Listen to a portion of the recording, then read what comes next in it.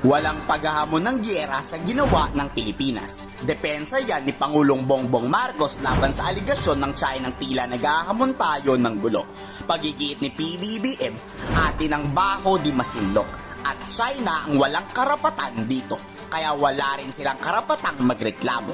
Paglilinaw pa ng Pangulo, hindi naghahanap ng karahasan ang Pilipinas. Pero kung itataboy nyo lang ang mga Pilipinong nangingisda lang para may mapakain sa pamilya, ibang usapan na yan pagbabanta ni PBBM.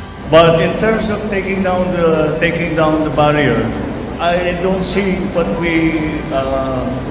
else we could do. Dahil talaga yung mga fishermen, nung pinutol yung tali, yung nakapasok na fisherman, nung araw na yon, nakahuli sila ng 164 tons na isda. So, sa isang araw pa lang yun. Yun ang nawawala sa ating mga fisherman. Kaya hindi naman maaari na lalagyan ng barrier na gano'n. At maliwanag naman ay nasa loob ng Pilipinas yan. Kaya, sige, basta't kasi hindi tayo naghahanap ng gulo. Basta't gagawin natin, patuloy natin, ipapagtanggol ang Pilipinas, ang maritime territory ng Pilipinas, ang mga ang karapatan ng mga fisherman natin na mag-isda doon sa mga areas kung saan sila nangingisda daang-daang taon na.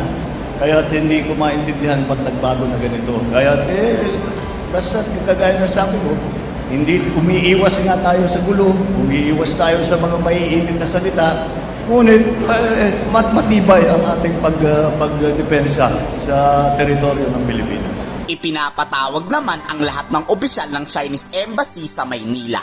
Pero puro patawag na lang ba at pag-uusap ang gagawin natin? Hindi ba pwedeng palayasin na lang ang mga yan dahil sobra na ang pambabastos nila?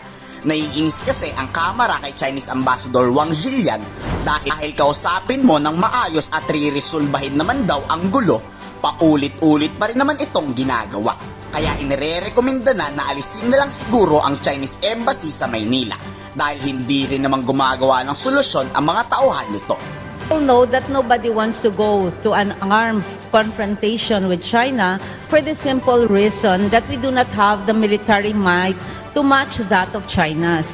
But we do not also want the bullying of China to continue as it assaults our sovereignty as a nation, destroys our natural resources, and impinges on our pride and dignity as a people. Nakikita natin na ang ating Pangulo naman ay firm ang kanyang resolve na talagang tapusin na ang isyong ito sapagkat alam mo, ginagawa po ng China talagang nakakagambala na. Practically, they have been consistent and sometimes there's a note issued to respond to specific protests.